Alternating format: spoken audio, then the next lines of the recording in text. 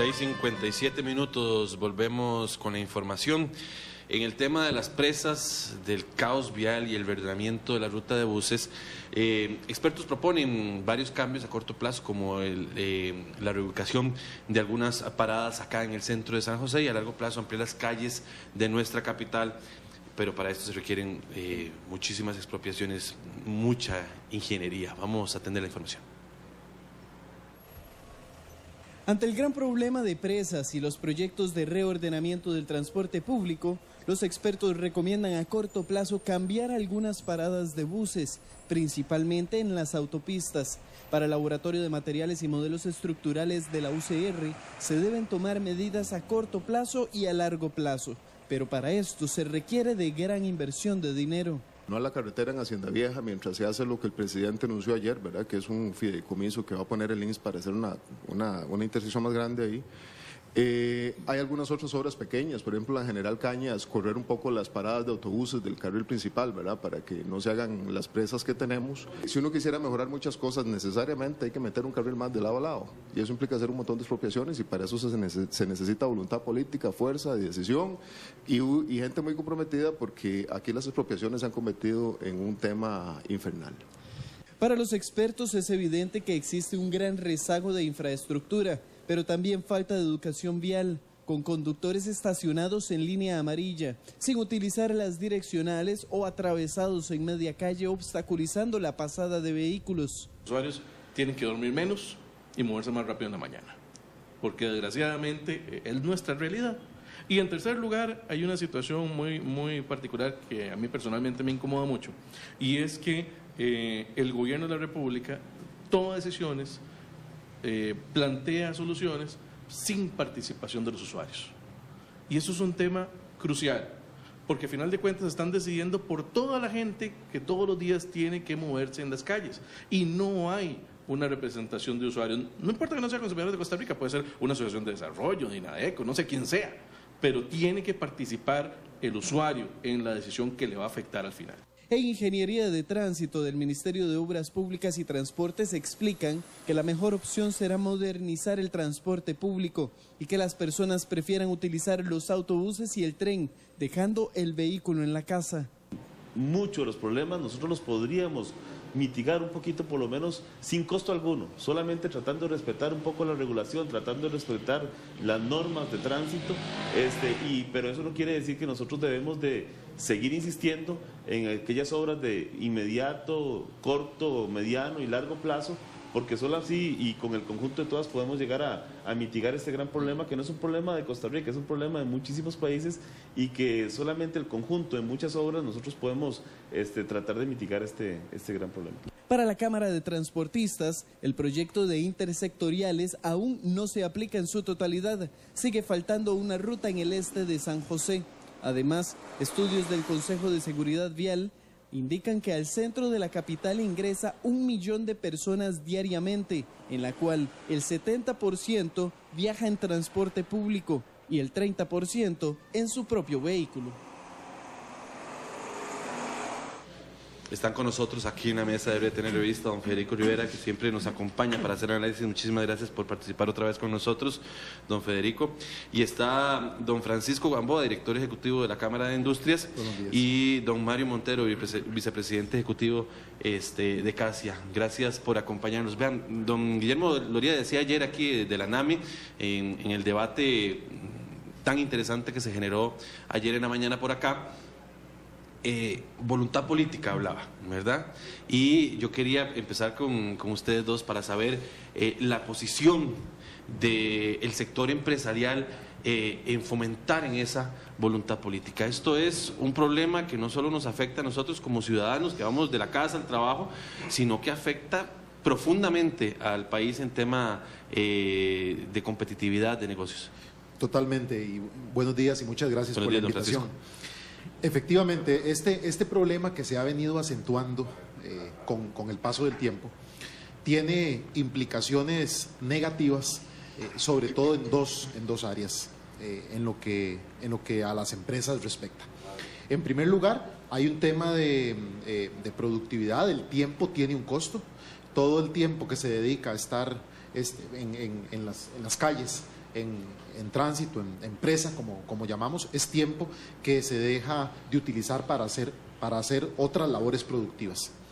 Y esto tiene un costo para las empresas.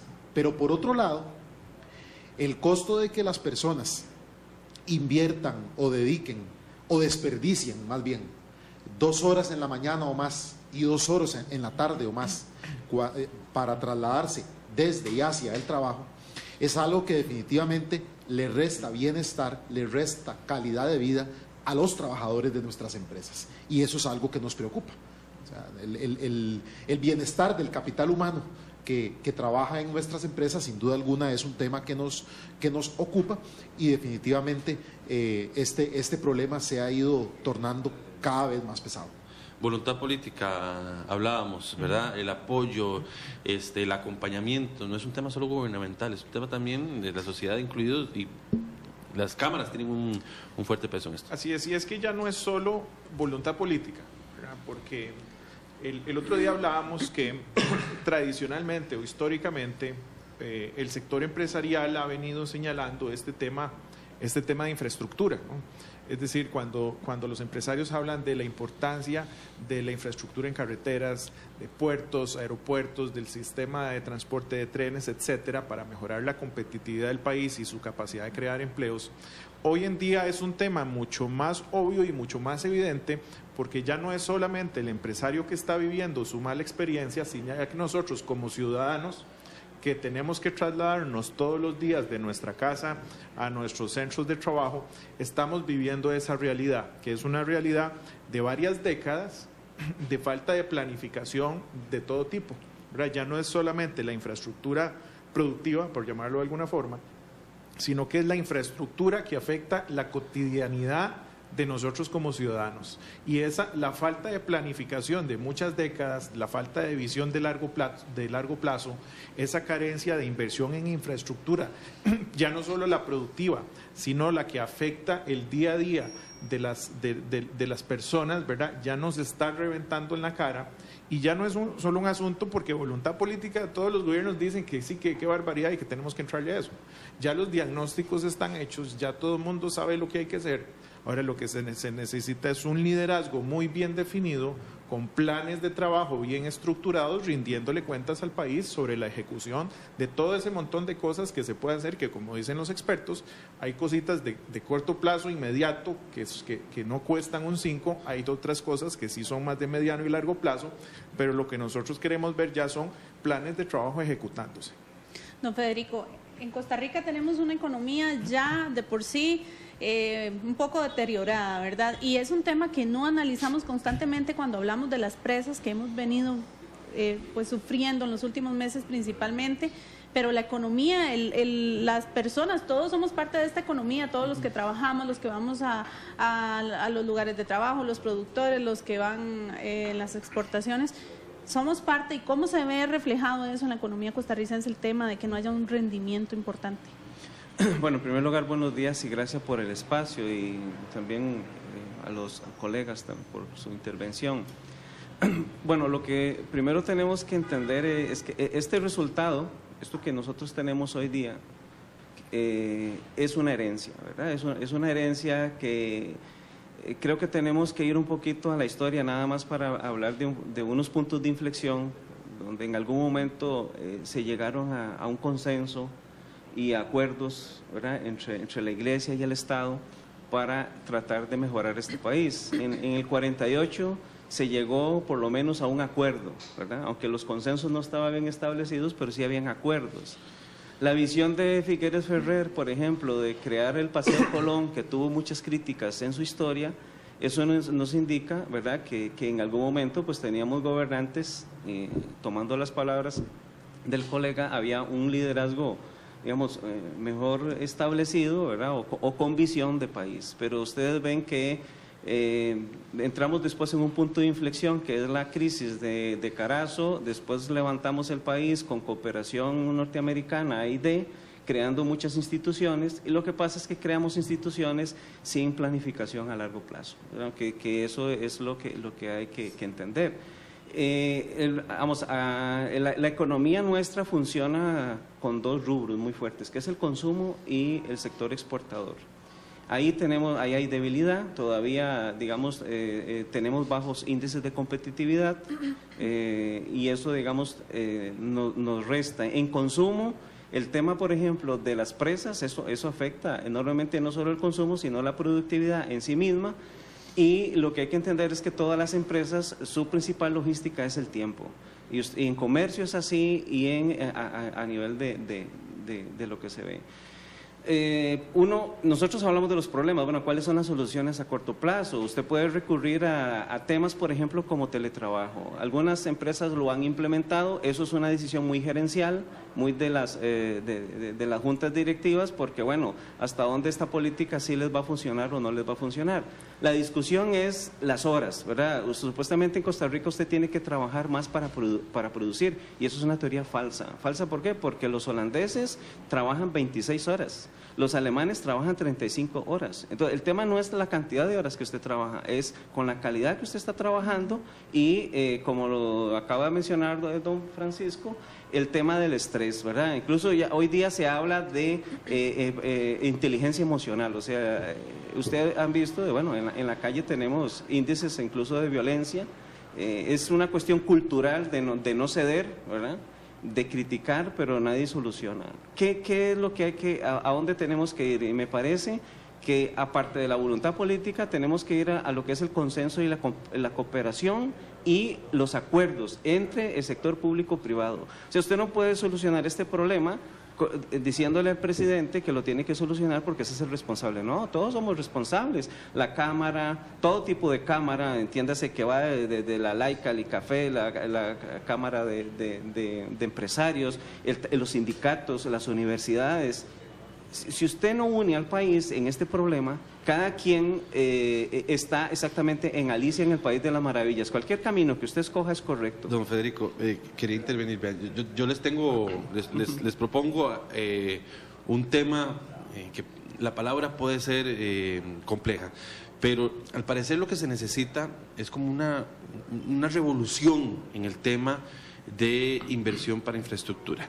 ¿Por qué? Porque está muy bien terminar el plan de completar la circunvalación, ampliar Florencio del Castillo, trabajar como se viene pidiendo en reestructurar la ruta número 1, ¿verdad? Son cosas que están muy bien, pero al parecer en el momento, dentro de 5 años, 5, 7 años, yo no sé, cuando esos procesos estén terminados, ya vamos a estar en otro punto de inflexión, ¿verdad? Entonces lo que se ocupa es una revolución estructural, lo que tiene que ser, de lo que se refiere a inversión en infraestructura, pero en momentos donde nos dicen que no hay un quinto partido a la mitad para invertir, ¿cómo le explicamos a la ciudadanía esa voluntad política de la que hablábamos para poder generar ese cambio real? Sí, ahora que ustedes entran a hablar del terreno de las soluciones, muchas veces con una visión equivocada a nuestro criterio, se dice que la solución de este problema pasa porque todo el mundo use transporte público y deje el carro en su casa.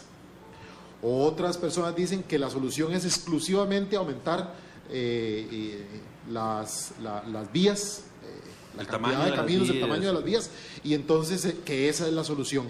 Son como dos extremos en donde definitivamente la solución no está en ninguno de los dos extremos, está en un complemento de medidas intermedias y un poco de cada cosa. Definitivamente, el tema del teletrabajo, el fomento del teletrabajo en el sector público y privado es bien importante. Claro, en el sector público, velando que no se deterioren los servicios, que el empresario no vaya a querer hacer un trámite, una gestión y le digan, no, el encargado de eso hoy no está porque está de teletrabajo. O sea, entendido el teletrabajo como si se estuviera en el puesto de trabajo, pero en otra ubicación.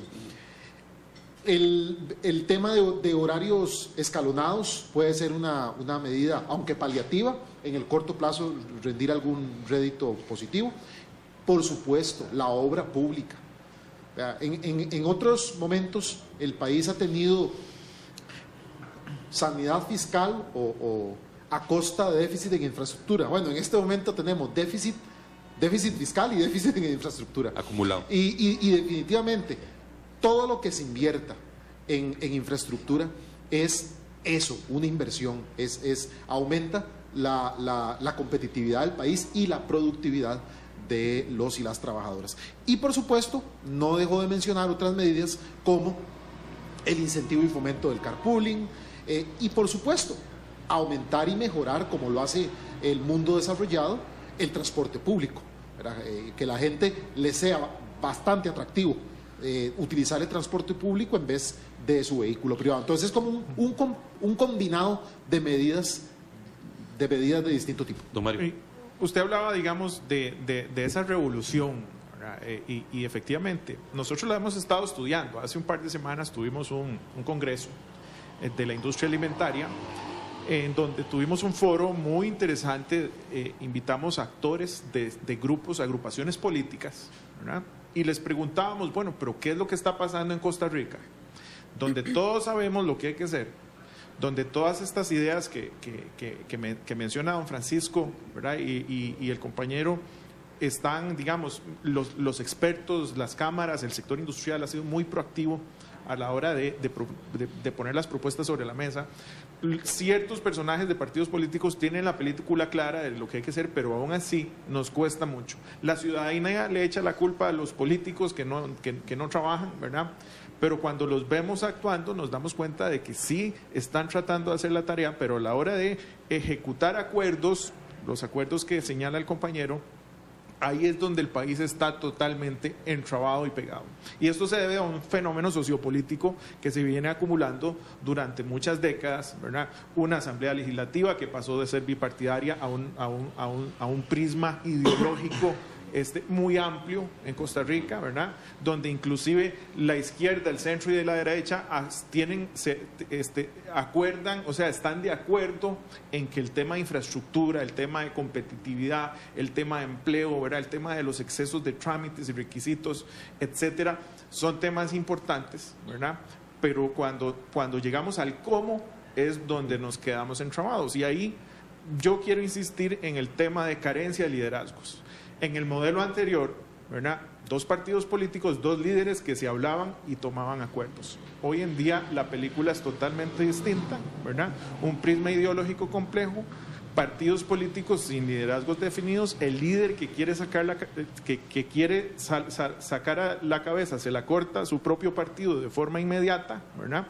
El poder ejecutivo con liderazgos indefinidos y sin planes programáticos de ejecución en el tema de competitividad. Entonces, la pregunta suya, ¿cómo rescatamos eso? Bueno, nosotros pues estamos lanzando el reto al sector político, por ejemplo. Los partidos políticos tienen mucho que hablar de esto, ¿verdad? Tienen mucho que proponer, ¿verdad? Este es un tema que en el corto plazo los líderes políticos tienen que estructurar esa forma del cómo actuar estos planes, que los expertos lo tienen clarísimo. Las cámaras han hecho muchísimas propuestas, ¿verdad? Pero cómo ejecutar eso es donde nadie tiene la receta mágica, ¿verdad? Pero quienes están liderando el país y por supuesto nosotros como ciudadanos tenemos que ver cómo armamos ese muñeco, porque este es un tema que no es sostenible. ¿Por qué? Porque nuestros vecinos más cercanos, llámese Nicaragua o El Salvador, por ejemplo, hoy en día están mostrando indicadores de competitividad superiores a los nuestros.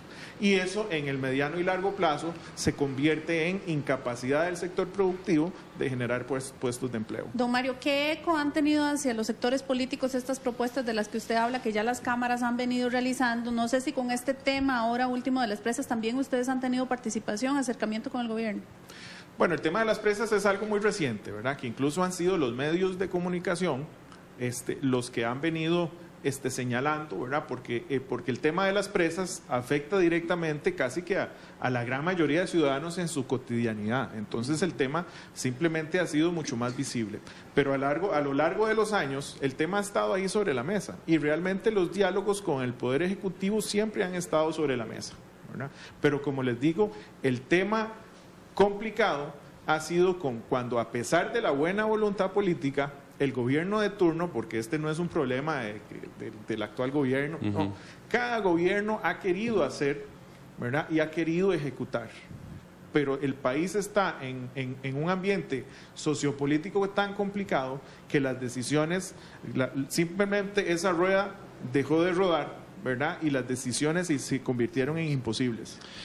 Don Federico, vea, recientemente se estuvo hablando como ejemplo del tema de desamparados y de las rutas de autobús, ¿verdad? Que de Desamparados a San José entran 34 rutas de autobús, ¿verdad? Y el plan propuesto por el MOP de transformar eso a 5 rutas que entren, solamente 5 rutas de Desamparados a San José, que Desamparados, el centro de ese polo, donde viven tantísimos miles de personas, sea como un hub, ¿verdad? La gente llega de los ramales, centros Desamparados, y solo 5 rutas ingresan hacia la capital.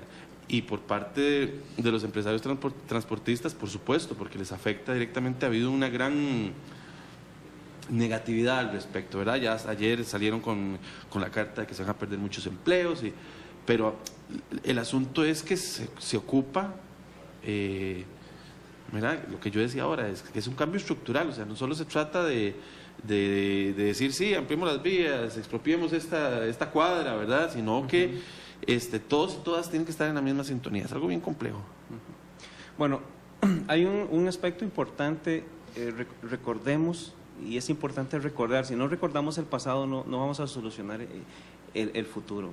El presente es lo que tenemos. Teníamos tranvía, ¿verdad? Estamos hablando que hoy día es un medio de transporte de primer mundo.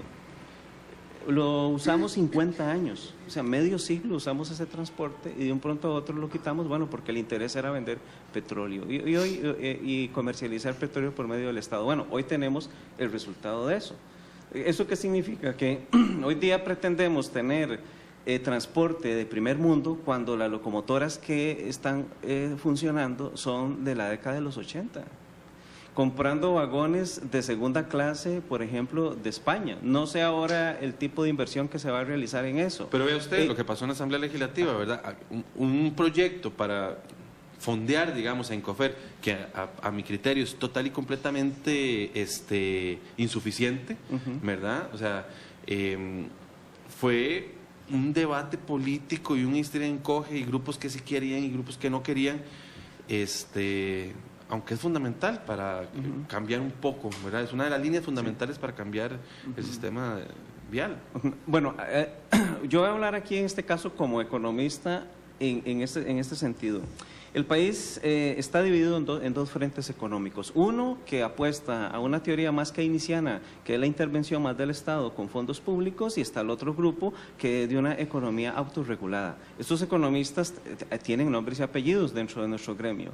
Lógicamente, esta pugna se ve ahí adentro en la Asamblea Legislativa. ¿Por qué? Porque, bueno, hay un grupo que te dice el Estado tiene que ser más pequeño, el otro te dice tenemos que crecer porque si no invertimos en infraestructura no vamos a crear política pública. Y esto es algo que en Costa Rica no se habla. Nosotros hablamos de políticas económicas, pero no se habla de política pública. ¿Y eso qué significa? Tenemos el problema, se habla de una decisión, supuestamente hay una formulación, una implementación y hay un rubro que no se aplica en Costa Rica. ¿Cuál es? Evaluación de la política pública. ¿Y eso qué significa? Que, por ejemplo, en las instituciones, para poderla cerrar, no es cerrar una institución, usted tiene que evaluar los programas y cerrar programas, pero no cerrar instituciones. Y el tema, por ejemplo, ustedes lo ven, ¿dónde tenemos el problema? En infraestructura, o sea, hay un rol del MOP, o sea, es un actor que no está cumpliendo y no lo está ejecutando. Desde mi punto de vista, ahí tiene que siempre estar un ingeniero. La aventura de poner un abogado, eso no es lógico desde el punto de vista económico. Y el otro es la salud. Entonces, no estamos abordando los dos principales, que es salud y tener lo básico, que es el transporte público.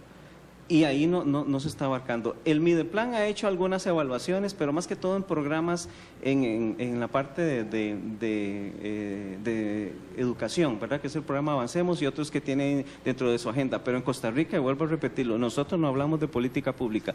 ¿Cómo solucionó Suecia su problema de empleo? Simplemente invirtió en obra pública, o sea, mejoró su infraestructura y con eso generó empleo. ¿Y cómo es Suecia hoy? Está en el primer mundo. Deforestó todo su país.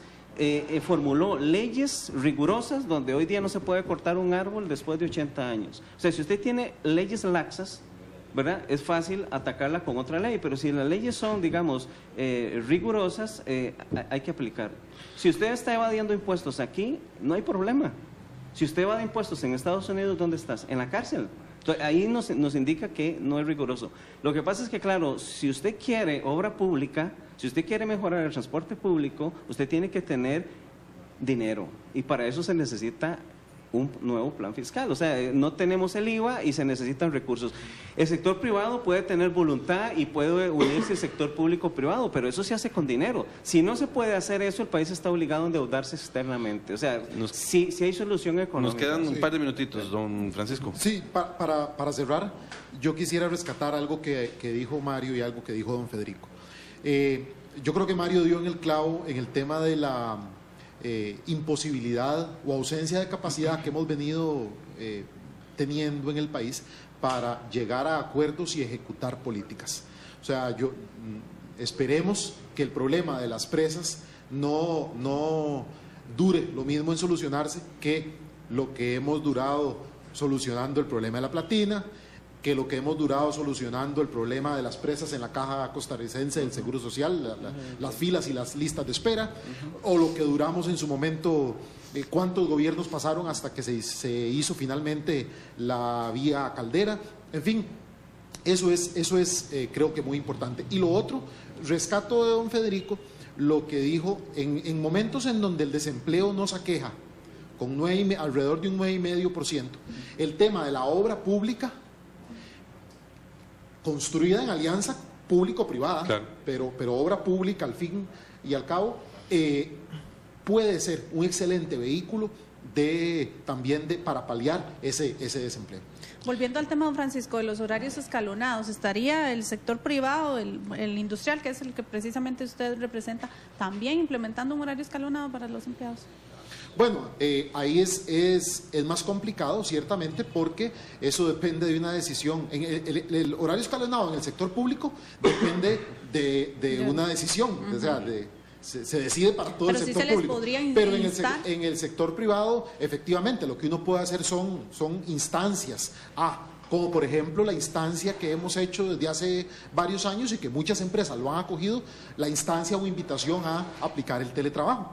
Y muchas empresas nos han contado, una vez aplicado, las ventajas y bondades que han derivado de aplicar el teletrabajo, ¿verdad? Pero definitivamente son medidas que pueden considerarse. Don Mario, para cerrar. Y estas medidas, digamos, esas facilidades que tengan, digamos, el sector empresarial, el mismo sector público, para tener esas flexibilidades de implementar programas, formas diferentes de hacer las cosas, porque cada vez el país se nos complica más y tenemos que ser innovadores en la forma de trabajar, está también asociado con otro tipo de conceptos que ya tenemos que sacarlos del departamento de temas satanizados, como es el tema de la flexibilidad laboral, por ejemplo, ¿verdad? Es la flexibilidad que necesita cualquier empleador, sea público o privado, para tratar de hacer las cosas de una forma más innovadora, mucho más flexible, en función del bienestar de todos los trabajadores, tanto públicos como privados, que es otro de los temas que está muy relacionado con el tema de competitividad, y es cómo hacer las cosas de una forma mucho más productiva. Muchísimas gracias a don Federico, a don Francisco y a don Mario por acompañarnos esta mañana. Les pido que nos espere un momento, porque antes de ir a un corte vamos a presentar nuestra sección cultural. Así es, este fin de semana habrá diversas actividades culturales para su deleite y el de su familia. En nuestra sección de cultura le ofrecemos cine, exposiciones de teatro y mucho más. Veamos lo que nos trae la periodista Katia Meneses esta semana en Vidarte.